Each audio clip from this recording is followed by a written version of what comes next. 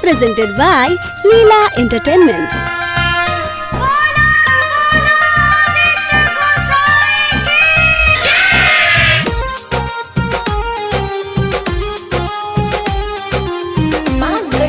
recording studio Madhora. Music by Raju Babu.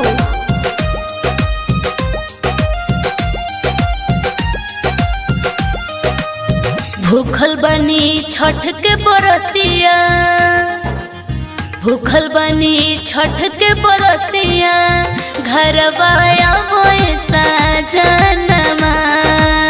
भूखल बनी छठ के बरतिया, घरवा आवो साजनमा।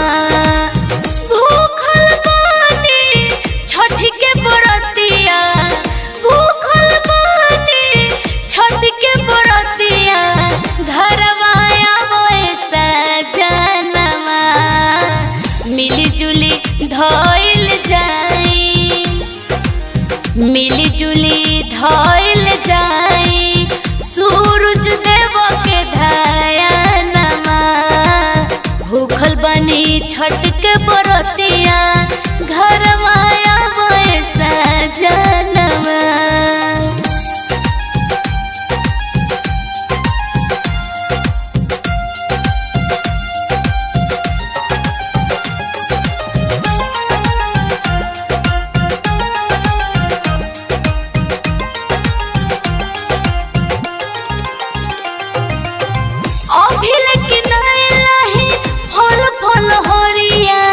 जल्दी से धइली गोरिया सबरिया, जल्दी से धइली गोरिया।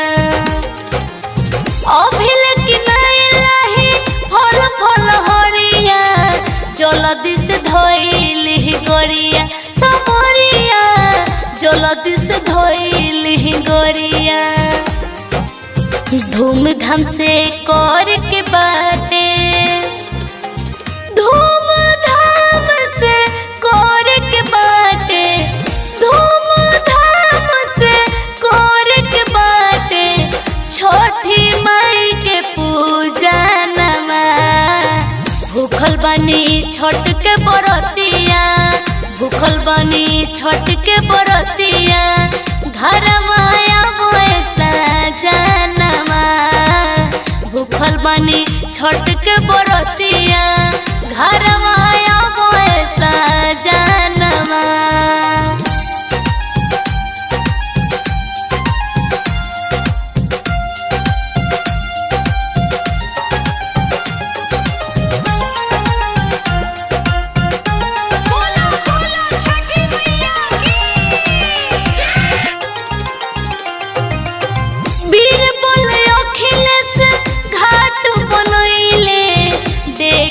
पून कमैले ए बलमु, देखी न पून कमैले।